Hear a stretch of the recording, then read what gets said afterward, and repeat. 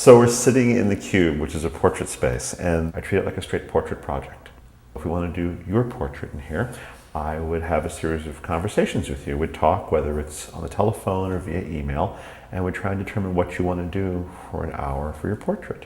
How you want to visualize yourself, what things you'd bring in with you to iconically represent who you are.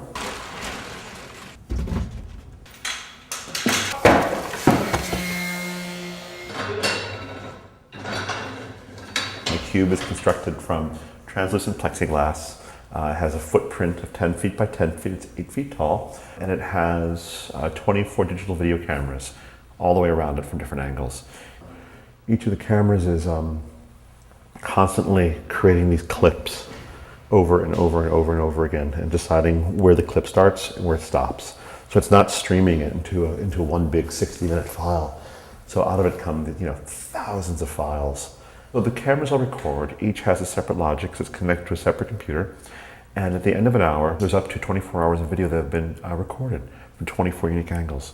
That is all then collected onto a central computer, which then continuously, generatively recombines it all on screen. So you wind up with a portrait of yourself that is ever-changing, kind of like the way we are all ever-changing.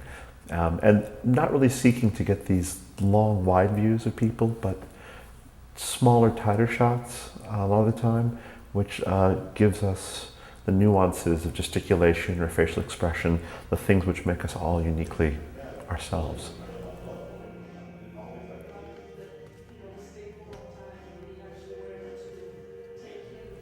There are three primary elements that go into a portrait. There is a portrait of type, is one way of doing it.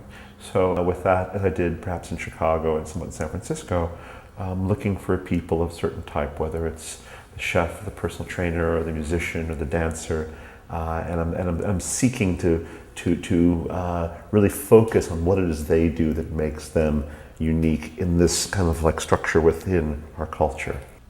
There's also the portrait of kind. Looking at how you load the space iconographically to connotate position perhaps in class within a relative group, what one wears, how one physically holds oneself, which has been traditionally within the realm of portraiture. And the third primary element, obviously, is who's commissioning the work, whether it's the artist who's actively going out, whether it's the sitter who's commissioning, or whether it's a third party. And the politics of navigating that obviously have an impact on what comes out of the portrait. I guess I've always had this dream of collaborating with other people who I found to be very interesting, which is essentially what this is. These are all collaborations with the sitters, in that I'm ceding control completely to them, what they want to do. That, I think, allows you, or allowed certainly me, to expand my vocabulary, my creative potential way beyond what it was. And it opened up all these new possibilities. And the more I let it out, the greater they became, and the more organic, and each one of these developed their own life.